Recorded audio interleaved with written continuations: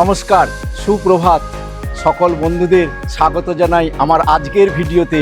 আমরা এখন আছি থাইল্যান্ডের রাজধানী ব্যাংককে আমাদের হোটেল সেন্ট্রা, সেই সেন্ট্রা হোটেলের আমরা সুইমিং পুলের সামনে দাঁড়িয়ে আছি।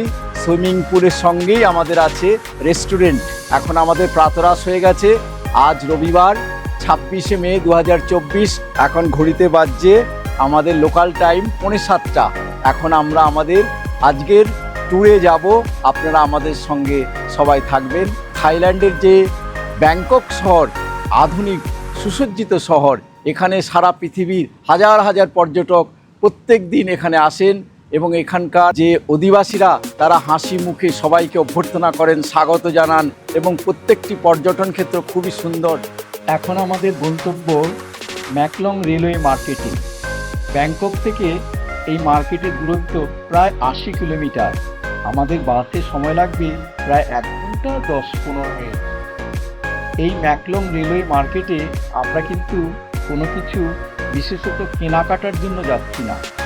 এখানে রেল লাইনের উপর স্থানীয় অধিবাসীদের চমৎকার বাজার বসে, আর স্থানীয়রা এখানে সমস্ত নিজেদের স্থায়ী জিনিসপত্র নিয়ে বসে। সকাল 8টা থেকে 5টা পর্যন্ত এই বাজার খোলা থাকে। চলুন আমরা এই ম্যাকলং রেলওয়ে মার্কেটে গিয়ে দেখি কেন এটাও একটা জনপ্রিয় পর্যটন স্থল। কারণ এরকম বাজার আমাদের পশ্চিমবঙ্গে অনেক জায়গায় আছে যেখানে প্রায় রেল লাইনের উপর বাজার বসে। কি এমন আছে এই বাজারে যা এই বাজারকে এতটা জনপ্রিয় করেছে? বিদেশিদের কাছে এটা একটা গন্তব্যস্থল হয়ে আছে। আমরা এখন পৌঁছে গেছি ম্যাকলং রেলওয়ে মার্কেটে, কিন্তু ট্রেনটা চলে গেল। ওদের আরও আধ ঘন্টা অপেক্ষা করতে হবে আরেকটা ট্রেন আসার জন্য। ট্রেন আসা যাওয়ার সময় এই বাজারের আলাদা বৈশিষ্ট্য চোখে পড়বে। Come sit and enjoy the view of the train, 20 baht per person. এখানে বসে ট্রেনের আসা যাওয়ার ভিউ দেখার জন্য 20 বাট করে নিচ্ছে। একটা লাল দাগ দেওয়া আছে, এই দাগের বাইরে থাকতে হবে যখন ট্রেন আসবে। আমাদের বাংলায় লিচুর দাম নিয়ে যাদের আক্ষেপ আছে তাদের জন্য শিবাজীবাবু কি বলছে শুনুন। আমাদের ওখানে 80 টাকা লিচুর দাম পার কিলো। এই নিয়ে যারা চেঁচামেচি করবেন ভাবছেন তাদের জন্য এই তথ্যটা তুলে ধরছি।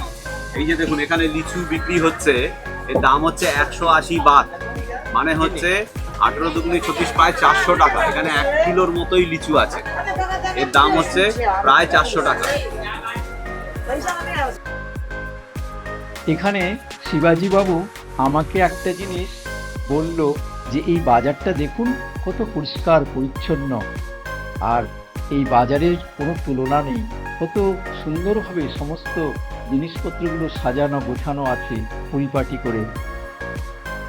আর ভরা বাজারের মধ্যে দিয়ে যখন ট্রেন যাচ্ছে, মজাদার হচ্ছে সমস্ত দোকানিরা কত তাড়াতাড়ি তাদের স্টলগুলোকে সরিয়ে নিচ্ছে এবং ট্রেনগুলোকে ওদের স্টলের মধ্যে দিয়ে সহজে যেতে দিচ্ছে।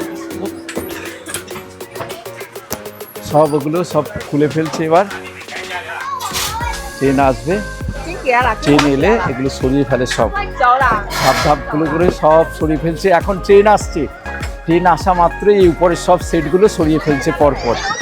আপনারা দেখে নিন, ট্রেন আসার আগেই সব সরিয়ে নিচ্ছে। মার্কেটে অ্যানাউন্স করলো, সবাই খুব তাড়াতাড়ি সব সরিয়ে নিচ্ছে ওপরের এগুলো, ওপরের সেটগুলো। এখানে একটা মাছের দোকান আছে, দেখুন এখানে সব মাছ মাংসের দোকান আছে।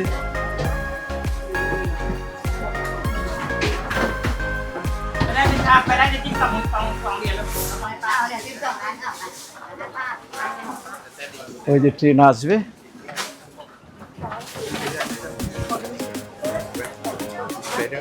ট্রেন আসছে ওই যে, সেই জন্য সেটগুলো সব সরিয়ে নিচ্ছে।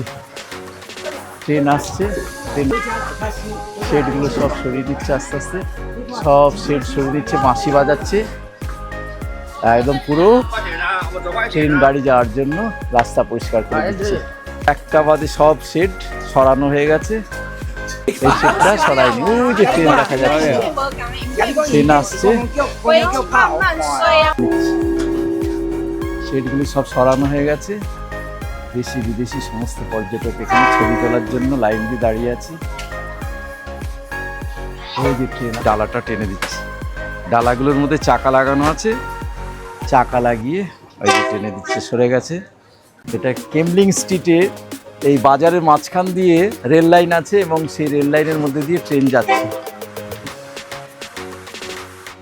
সেই ছবি আপনাদের দেখাচ্ছি। ওই যে ছবি তুলছে, ট্রেন চলে এসছে।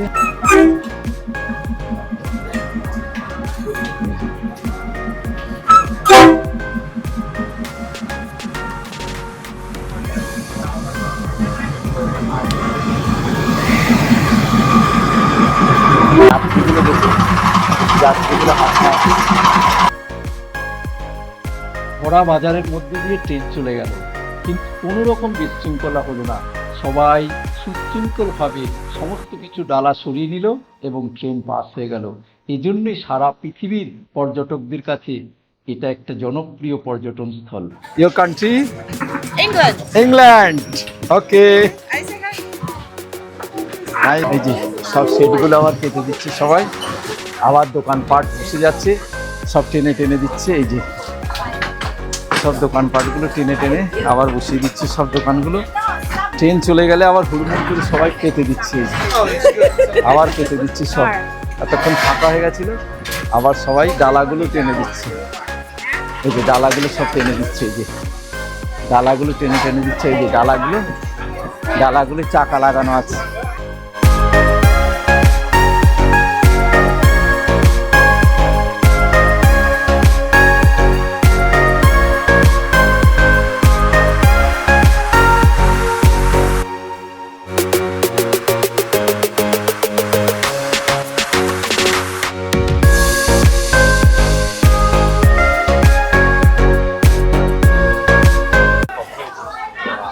এনারা বিদেশি, পরপর দাঁড়িয়ে আছে।